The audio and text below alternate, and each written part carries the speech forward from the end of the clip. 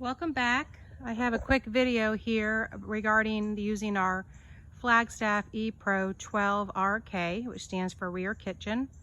This is just technical information if you're going to take this RV out and boondock, or if you're going to be hooked up to a campsite, or if you're going to be hooked up to a tent site. So just a few pieces of information here. For this unit, we have added a jack because everybody likes to do less work. Don't want to have to crank down that jack, so it's electric. And we also have two batteries, and we've paralleled them black to black, red to red on the wiring so that you get double use of the battery. Now, this doesn't mean you're going to get double power. It simply means you're going to get twice as long use without having to recharge. So we're going to come around here to the back.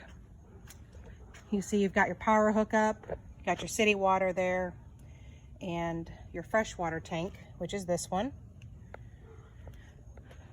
I don't have the back completely open because I'm a little too close to my garage, but that's okay. Right now we're plugged into shore power. So in order to use the RV, you do not need to have the power inverter on. If it was on, you'd see the green light. So you do not need that if you're hooked up to any type of permanent power, shore power, a tent site. You do not need the power inverter. Right now the refrigerator is connected to an outlet here. And if you were going to take this RV and go out to boondock and have no power source, you would simply unplug this refrigerator outlet, plug it into the power inverter, and turn on the inverter till the green light comes on. Very simple. It will last about 1 to 2 days with battery power, possibly 3, and I'll walk through some tips on how to minimize usage. And as you can see here, it's a very small refrigerator, but definitely has enough room to pack a few days worth of food. Here are the breakers. You'll see they're all labeled at the bottom. Well, maybe, yeah, there they are. There's the label, excuse me. So that tells you what everything is. Now, fuses are over here. If you were going to go boondocking and you wanted to use a generator, you could have all your breakers on, use it just as you normally would. If you're going to be using a boondock situation without any standard power and just the batteries, I would suggest turning off any breakers. For example, the microwave, leave the converter on, you need that.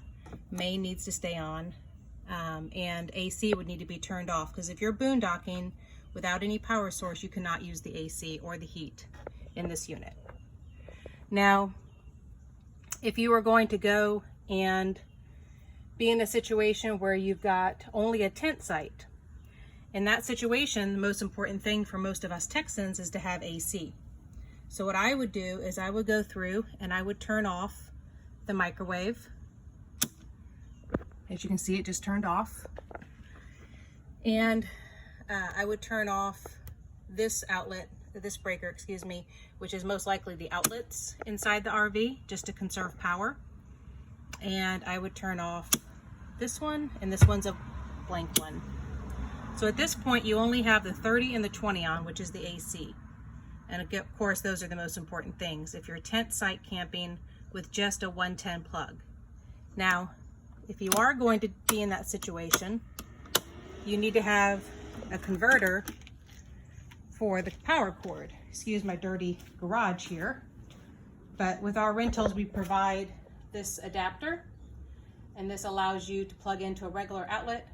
Again, best to not be trying to run all of the breakers, but you could certainly run just the AC with that adapter.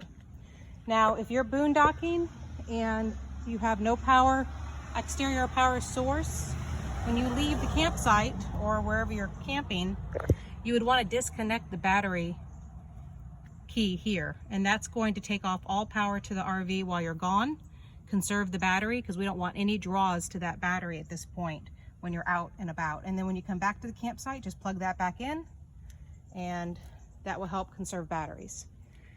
Thanks for watching, and appreciate you guys liking my videos.